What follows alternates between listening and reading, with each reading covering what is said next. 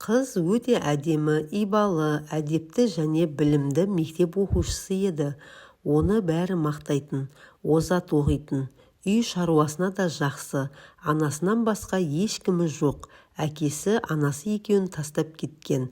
Әкесінің түрін де көрмеген. Анасының айтуынша, әкесі оны тастап өзге әйелмен басқа жерге кеткен екен. Қыздың анасы қарапайым сатушы. Балалар үйінен шыққан. Қалада пәтер жалдап екеуі ғана тұрады. Қыз 11-ші сынып оқиды. Жақында грантқа оқуға түспек арманы бар.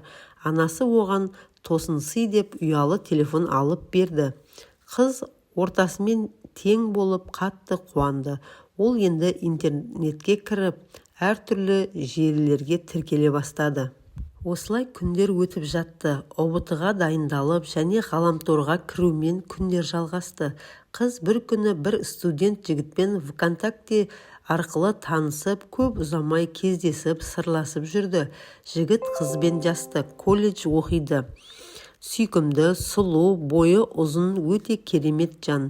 Күндер зулап, жігіт қызға сезімін айтып ұсыныс жасады. Қыз да жақсы көріп қабыл алды. Солай екеуі жүріп жүрді. Қыздың анасы бұл туралы біліп, қызына артық кетпей жүруін ескертті. Міне қыз мектеп бітіріп, жігіті қасынан табылды.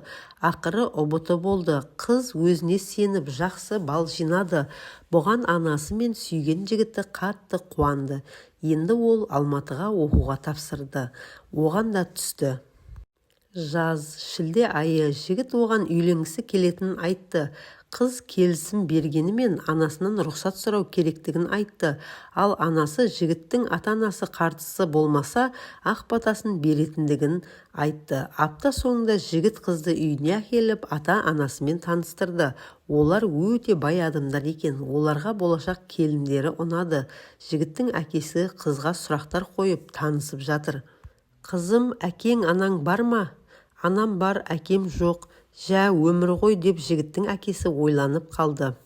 Қызым, тегің кім? Анаңның есімі кім? Тегім Хасенова, анам Үміт, деді қыз.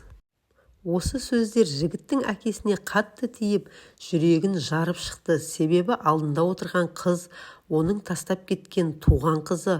Ойланып мұңға батты, бірақ ештеңе айтпады. Жігіт қызды үйіне апарған соң өз үйіне оралды. Әкесі ұлына, ол қызға үйленбейсің, ол кедей, бізге лайық емес, деп кесіп айтты. Әке, олай деме, бәрібір мен оны сүйем. Ұлым, бір нәрсе айтам, тек сен ренжіме, жарай ма? Иә, айтыңыз.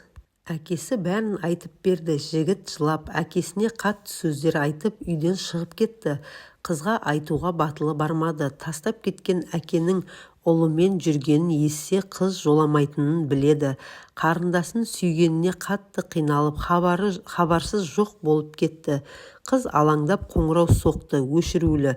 Үйіне бармақ болды, барды да. Ұлдарын сұрап еді, әкесі жылап, қызға ақиқатты жайып салды. Қыз езіле отырып жылап әкесін ұра берді. Сол уақытта жігіт те келе қалды. Жігіт қызды жұбатып, екеуі үйден кетіп қалды.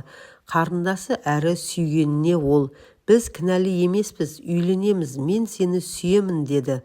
Ал қыз, жоқ, жібер, сен менің ағамсың, үйленбейміз, кешір мені. Олай айтпа, сен мені сүйесің ғой. Жоқ, қазір бәрі өзгерді, енді маған жолама. Сонда мен кінәлімін бе? Жоқ, сен менің ағамсың, арамызда махаббат болмау керек. Мен сені сүйем ғой, деп жігіт қинала. Сау бол, анама ештеңе айтпаймын, тек менен аулақ жүр, ренжіме жаным, деп қыз жылап кетіп қалды. Жігіт сезімін қанша айтса да қыз тыңдағысы келмеді. Жігіт сол күні көлік астына түсіп қайтыс болды. Жігіттің анасы қызға хабарласып, өксіп жылап тұрып, ұлынан айырылғанын айтты. Қыз одан бетер қан жылап анасымен қосыла жылады. Тас жүрек әке ұлынан айырылғанын естіп сөйлемей мылқау болып қалды. Жігіт жерге көмілді. Қыз өзін кінәлаумен жүр, сағынды, қайта оралмайтынына сенбейді.